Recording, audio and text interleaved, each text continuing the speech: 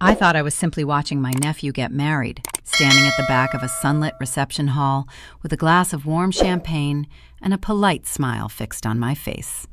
I had no idea that a single photograph on my son's phone, shown to me between the salad course and the first dance, would unravel a theft that had been years in the making. The photo showed my grandmother's brooch, the one I had been told was lost, the one that had been in our family for 3 generations, carried from another country in a coat lining, survived 2 wars and 1 great flood, and finally rested, or so I believed, at the bottom of a river after my mother-in-law claimed it had fallen from her purse during a boat trip 6 years ago. There it was, gleaming at the throat of my sister-in-law Diane, who was laughing at a table not 20 feet away from me, wearing the most important object I had ever owned, as though it were something she had picked up at a department store sale. My hands went very still around the champagne flute. The music didn't stop, the dancing didn't stop. The world cruelly and completely continued on without interruption. To understand what that brooch meant, not just in dollars or carats, but in the deep cellular way that certain objects carry entire lives inside them, I need to take you back to a kitchen that smelled of cardamom and old wood, to a woman named Vera, who was my grandmother, and who was, in every sense I have ever understood the word, extraordinary. I grew up spending summers at her house, a narrow 2-story building on the edge of a town that no longer exists under that name. My grandmother had come to this country at 22 with almost nothing, a small leather suitcase, a cousin's address on a folded piece of paper, and the brooch sewn into the hem of her winter coat. It was a piece of considerable craftsmanship, a spray of silver leaves set with seed pearls and a single oval garnet at the center. She had inherited it from her own mother, who had received it as a wedding gift, and the chain of women who had worn it before her stretched back further than any of us could accurately trace. She showed it to me for the first time when I was 9 years old. She laid it in my palm with the gravity of someone transferring something irreplaceable, which, of course, she was. The silver was warm from the drawer, and the garnet caught the afternoon light through the curtain and threw a small red star onto the ceiling. I remember staring at that star while my grandmother told me the brooch's story in her careful, accented English. Slowly, with pauses in all the right places, as though she wanted the words to settle properly before adding more. She told me it was mine someday, not because I was the oldest, but because I listened, because she trusted me to keep it safe. When she died 12 years later, the brooch was listed in her handwritten will as a bequest specifically to me. My mother handed it over at a quiet dinner, just the 2 of us. I wore it once to a gallery opening and cried a little in the taxi home, not from sadness exactly, but from the weight of being loved so precisely by someone no longer there. After that, I kept it in a fireproof box in my closet, wrapped in the original velvet pouch. I was careful with it. I was exactly the person my grandmother had believed I would be. And then I married Daniel. Daniel was, in the beginning, everything I thought I wanted. Warm, funny, and genuinely kind in the small, everyday ways that matter far more than grand gestures. He remembered how I took my coffee. He called when he said he would call. We met at a conference, dated for 2 years, and married on a clear October afternoon that I still consider one of the most beautiful days of my life, which is a strange thing to say given what came after, but it remains true. His mother, Margaret, was a different proposition entirely. She was not openly hostile. That would have been easier to manage. She was instead relentlessly pleasant in a way that left you feeling vaguely flattened, like a landscape smoothed by heavy machinery. She offered opinions on my choices, my career, my apartment, my friends, in the tone of someone delivering helpful observations rather than criticism, so that objecting felt churlish. She had a way of entering a room and subtly reorganizing its emotional geography so that she occupied the center without appearing to have moved at all. Daniel loved his mother with the particular helpless devotion of a man who had never successfully separated himself from her emotional orbit. He could acknowledge her flaws in the abstract, But when it came to standing between her and something she wanted, he was constitutionally unable to do it. He would soften, equivocate, suggest misunderstandings, propose that everyone just try to get along. It was the one place where his otherwise considerable character entirely failed him, and I learned over time to work around it rather than through it. The brooch came up for the first time about 3 years into our marriage. I had worn it to Christmas dinner at Margaret's house, and across the table I caught her eyes do something, a brief, controlled flicker, before she said in her most pleasant voice, "What a beautiful piece, Clara. Is that antique?" I told her yes, a family heirloom. She said, "How lovely," and looked away. 2 weeks later, she called me directly, not Daniel, me, to suggest having the brooch properly appraised and insured. She mentioned she knew a jeweler, that antique pieces needed special coverage. I thanked her, said I kept it in a fireproof box, and filed the conversation under Margaret being Margaret. I thought no more of it. I should have thought more of it. The second time the brooch came up was 4 years later. By then, enough small things had accumulated that I felt, faintly and without being able to name it clearly, that something was not quite right. Hushed conversations that stopped when I entered a room. Phone calls Daniel took in the hallway with the door pulled mostly closed. Moments at family gatherings where he and Margaret exchanged a look, brief, lateral, quickly suppressed, that I didn't know how to interpret and so chose not to interpret at all. At a family dinner, Diane mentioned over dessert that she had seen a brooch at an antique show, reminding her of something her grandmother had once owned. She described it in quiet detail: silver leaves, seed pearls, a garnet center. She said it sadly and wistfully, and Margaret patted her hand, and I sat very still with a cold draft of unease moving through me like air under a door. Daniel was looking at his plate. I said nothing. I went home that night and opened the fireproof box and looked at the brooch in its velvet pouch, and then I closed it and told myself I was being paranoid. I was not being paranoid. The loss happened 14 months later in what appeared to be entirely ordinary circumstances. A family weekend at a rented lake house, Daniel, myself, his parents, Diane, and her children. I had not brought the brooch. There was no reason to bring it to a casual weekend trip, and I had not brought it. When we returned home and I opened the fireproof box, the velvet pouch was empty. I searched the house for 2 hours with a thoroughness that began as methodical and became frantic. The brooch was not there. Daniel helped me search, then suggested carefully that perhaps I had moved it and forgotten. I said I had not. We filed a police report. They found no evidence of forced entry and followed up with nothing meaningful. 2 weeks later, Margaret called. Her voice was full of careful sorrow. She had found the brooch in her own bag when unpacking. It must have gotten mixed in with her things during the trip somehow. She was so sorry she hadn't checked sooner. But something dreadful had happened. She'd taken the bag on a boat trip the previous weekend. The brooch had fallen into the water. She hadn't been able to retrieve it. She was devastated. I stood in the kitchen and listened to her explain how my grandmother's brooch had been lost to a river. And I said the things you say in those moments. "It's all right. Accidents happen. Please don't worry." Because I was still a person who defaulted to grace under pressure. I cried after I hung up.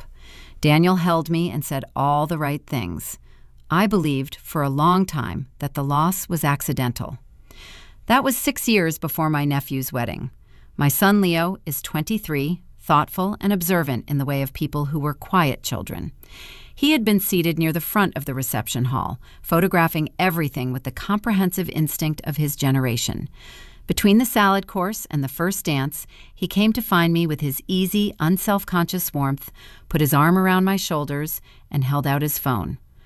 "Look, Mom, I got this great shot of Aunt Diane. She looks really happy, which is nice after everything she went through." He zoomed in slightly to center Diane's face. She was laughing, head thrown back, genuinely joyful.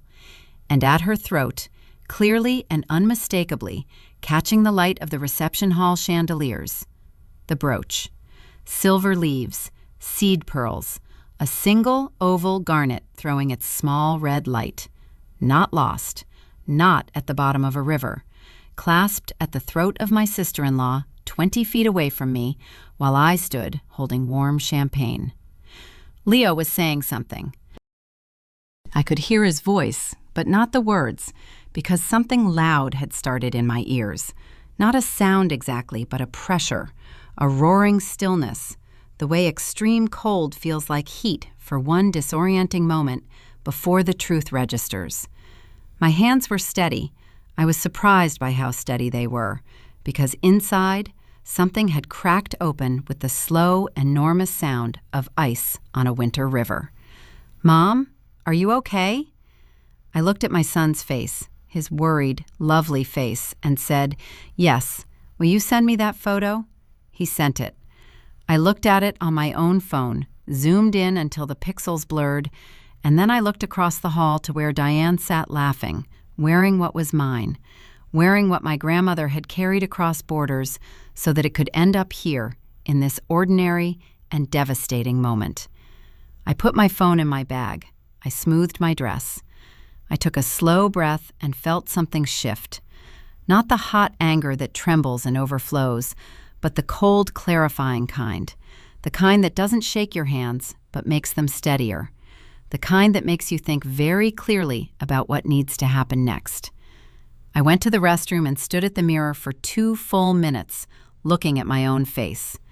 Then I took out my phone and texted my oldest friend, Catherine, who is a paralegal and who has never once told me what I wanted to hear when I needed to hear something different.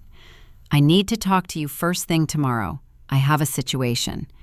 She replied within a minute, "I'll call you at 8. I went back to the reception. I sat through the toasts and the cake and the bouquet toss. I watched Diane dance with her children, the brooch at her throat catching light with every turn. Daniel was across the room talking to his father, and I watched him for a long moment, with the particular clarity of a person finally seeing what they have spent years refusing to see. The shape of a question was forming that I was not yet ready to ask out loud. The drive home was quiet. Daniel drove. I looked out the window at the dark road and thought about my grandmother in her narrow kitchen, about the brooch's weight in my 9-year-old palm, about the small red star on the ceiling. I thought about the empty velvet pouch. I thought about Margaret's voice, so carefully sorrowful, describing a boat trip and a river. I thought about the look Daniel and his mother had exchanged at that dinner years ago, the brief, lateral glance I had chosen not to interpret. I was beginning to interpret it now. "Good wedding," Daniel said. "Yes," I said. He touched my hand briefly, and I let him, and I looked back at the dark road outside, and I thought, tomorrow. I woke before my alarm. I lay on my back in the dark and listened to Daniel breathing beside me, steady, deep, completely undisturbed, and thought about how much can hide behind that kind of calm.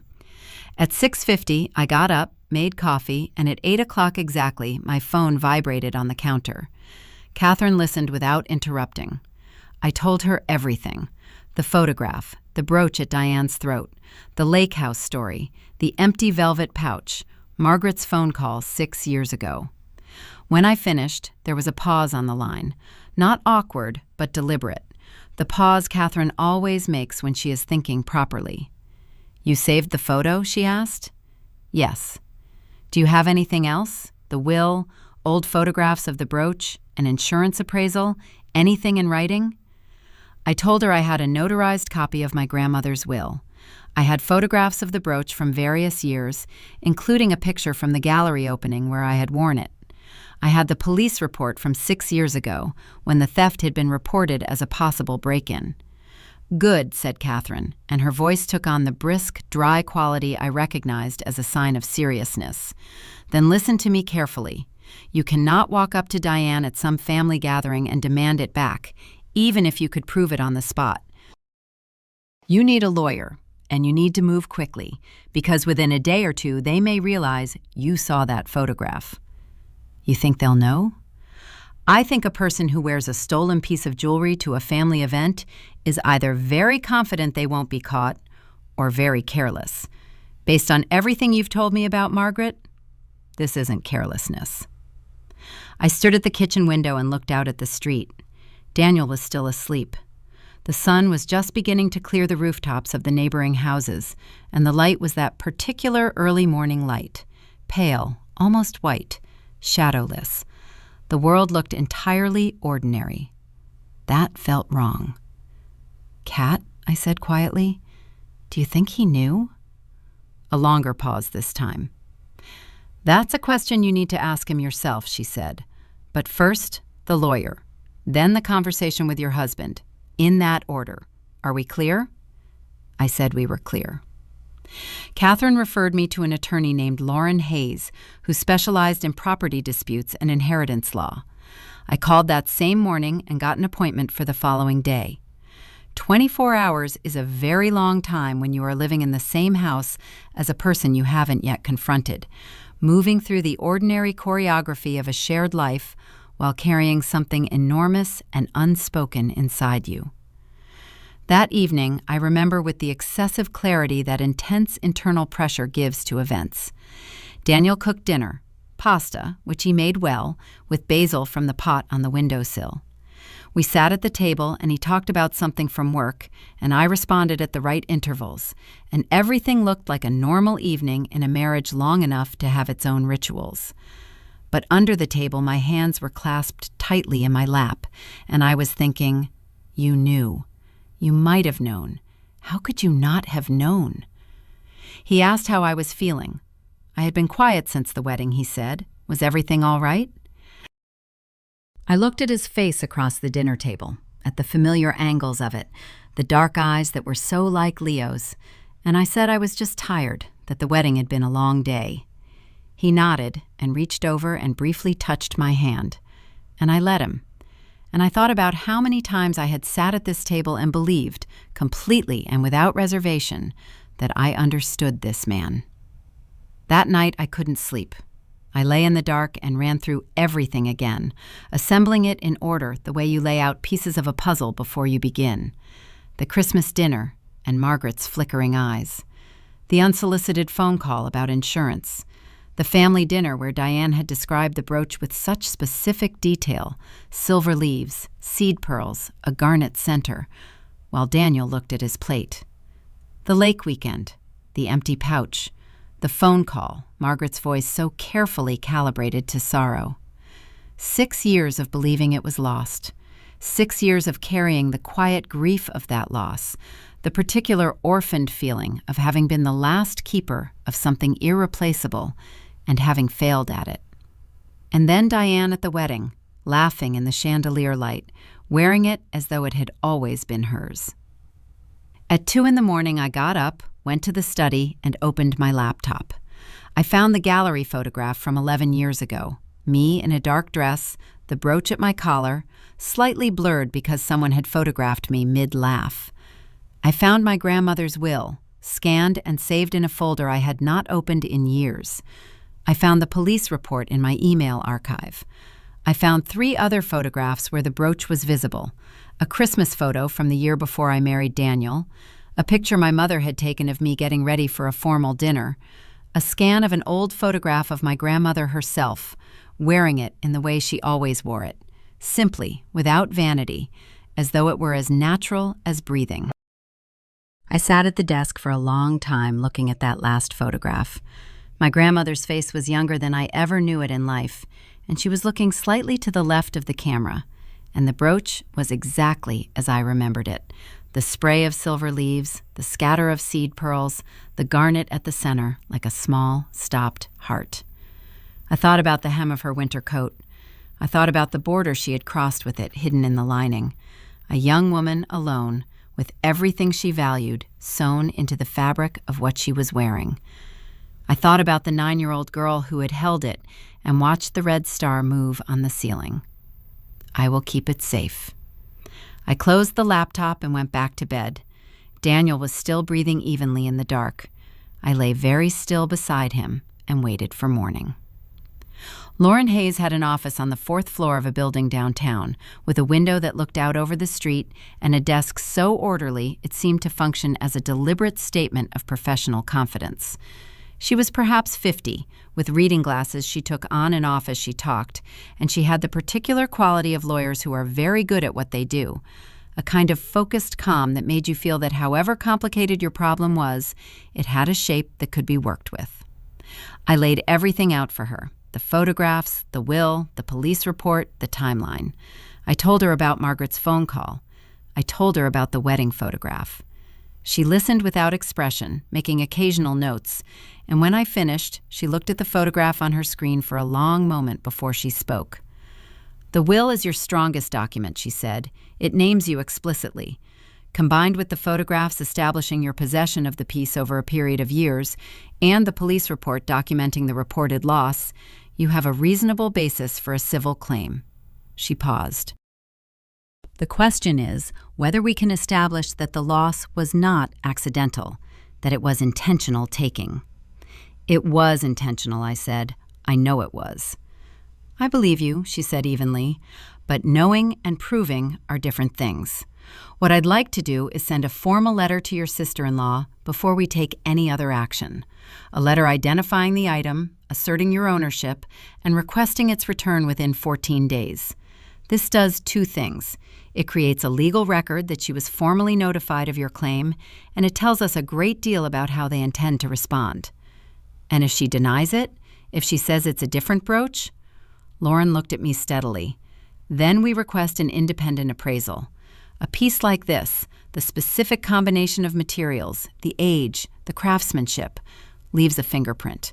If it's your grandmother's brooch, an expert will be able to establish that with a high degree of certainty." She took her glasses off. "Mrs. Mercer, I want to ask you something directly. Your husband, do you know whether he was aware of this?" The question sat in the air between us. I had been carrying it for 2 days like a stone in my chest. "I don't know," I said. "I haven't asked him yet." "You should ask him," she said, "before we send the letter, because if he was involved, even tangentially, that changes the picture considerably." I drove home slowly. The streets were wet from an earlier rain, and the city looked scrubbed and raw, the way it always does after rain in autumn, all the surfaces bright and slightly too vivid. I sat in the car outside our building for 10 minutes before I went in. Daniel was in the living room with his laptop. He looked up when I came in, read something in my face, and closed the laptop. "Clara, what's going on?" I sat down across from him. I took the photograph up on my phone. Leo's wedding photograph, Diane's laughing face, the brooch at her throat, and I turned the phone around and placed it on the coffee table between us. He looked at it for a long moment. I watched his face with the careful attention of someone watching for the one expression that will tell them everything. What I saw was not confusion. It was not the innocent blankness of a person encountering new information. It was something more complicated, a quick, involuntary contraction, a tightening around the eyes, and then a careful, deliberate smoothing over, the way you press down the edges of something you don't want seen. "That's Diane," he said. "That's my grandmother's brooch," I said. Silence. The clock on the mantel ticked.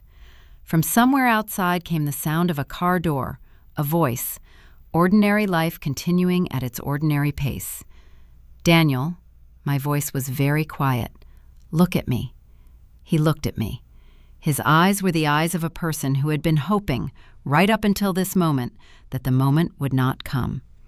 "Did you know?" I asked. He opened his mouth, closed it, looked away toward the window. "Clara, it's complicated. Did you know that the brooch was not lost?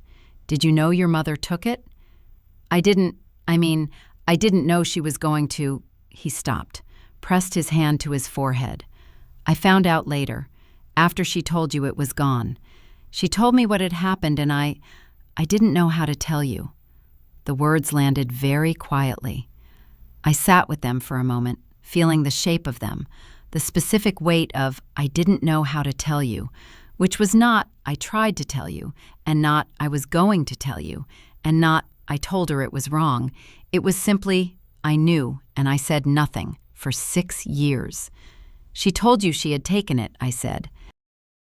She said it had ended up with her things by mistake, and then she said she'd given it to Diane because Diane was going through so much, and it reminded her of, she had some story about our grandmother, about the brooch having been in their family first. I don't know, Clara, Stop.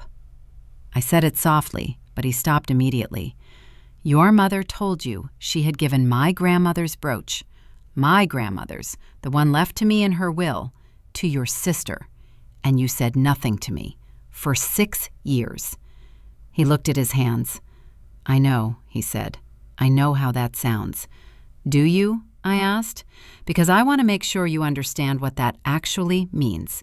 It means that every time I mentioned the brooch, every time I said I missed it, or thought about it, or wished I could show it to Leo, you knew. You were sitting right there and you knew, and you let me grieve something that wasn't lost. The silence after that was the loudest thing I had heard in years. He didn't answer, and his not answering was its own kind of answer, thorough and irreversible. The letter from Lauren Hayes went out 3 days later. I was not in the house when it was delivered.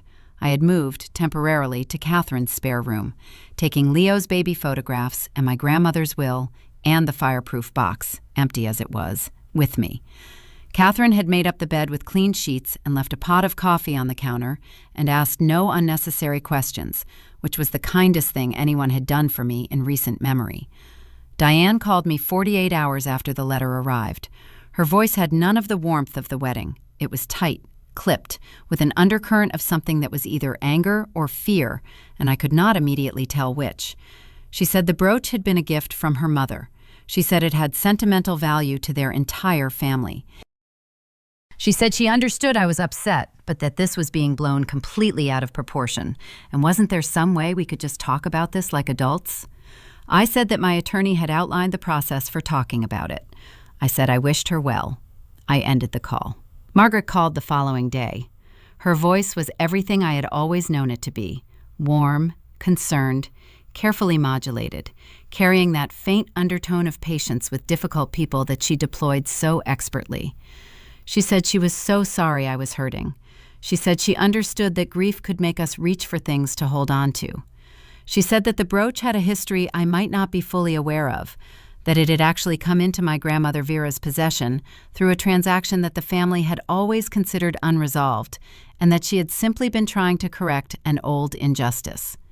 It was a remarkable performance. I had to give her that. Margaret, I said, my attorney will be in touch about the appraisal. Another silence.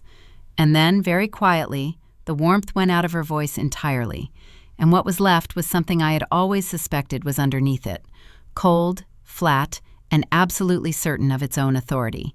You're making a mistake, she said. I've made several, I agreed. This isn't one of them. The independent appraisal confirmed what I already knew. The jeweler, a specialist in Victorian and Edwardian pieces, recommended by Lauren and agreed upon by both parties' attorneys, examined the brooch and produced a written report that matched in every significant detail.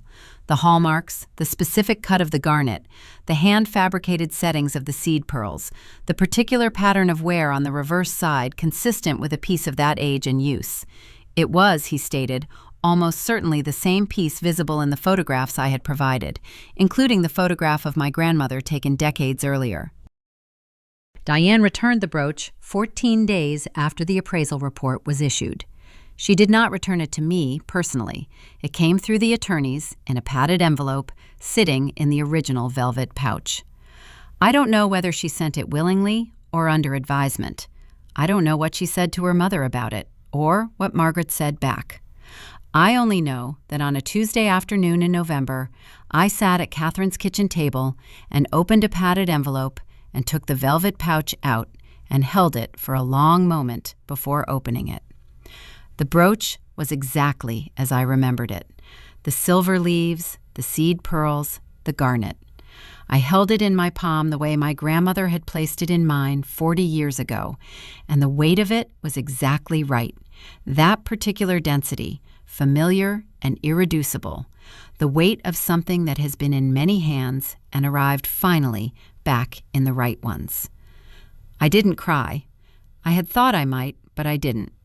I just sat at the table in the quiet kitchen and held it, and felt the cold silver warm slowly in my hand. Daniel and I did not recover from it. I want to be honest about that, because the story is not one where everything is healed by the truth coming out. Sometimes the truth coming out is simply the thing that makes clear what the truth was all the way along. He had known for 6 years. He had chosen 6 years running to know and say nothing, and I had sat beside him in all those years of evenings and dinners and ordinary Tuesdays, grieving something he could have given back to me at any moment, and he had let me. That is not the act of a man who does not know what he is doing. It is the act of a man who has decided that his own comfort, the comfort of not having to stand between his mother and something she wants, is worth more than his wife's loss. I could not unknow that. I did not try. Leo took it hard in the way young men take things hard, quietly. With a contained grief he expressed mostly by calling me more often and asking how I was, with a seriousness beyond his years. I told him the truth in a version appropriate to what a son needs to know about his parents. That his father had made a choice that made it impossible for us to continue, and that I was going to be all right. He believed me eventually, because I meant it. It is spring now. I have an apartment with a west-facing window that fills with light in the late afternoon, and a kitchen that smells of coffee and the particular clean smell of a space that is entirely your own. The fireproof box is on the shelf in my bedroom. The brooch is inside it, in its velvet pouch, next to the photograph of my grandmother, the one where she is young and looking slightly to the left of the camera, wearing it simply, without vanity. I take it out sometimes and hold it, not to wear it, not yet, but just to feel the weight of it. The garnet catches whatever light is available and throws its small red star on the ceiling, on the wall, on the back of my hand. I watch it move, and I think about all the women who held this before me. My grandmother's mother and her mother before her. My grandmother herself, 22 years old, crossing a border alone with everything she valued hidden in the hem of her coat. And then me, not crossing a border, but learning later than I should have, that keeping something safe sometimes means fighting for it, rather than simply being careful with it. She told me it would be mine because I listened, because I would keep it safe. I think she was right about the listening. The keeping safe turned out to be more complicated than either of us imagined. But I kept it. In the end, through everything, I kept it. The red star moves on the wall. Outside the window, the light is going gold. I close my fingers around the brooch and hold it, and I think, she would have understood. She would have done exactly the same.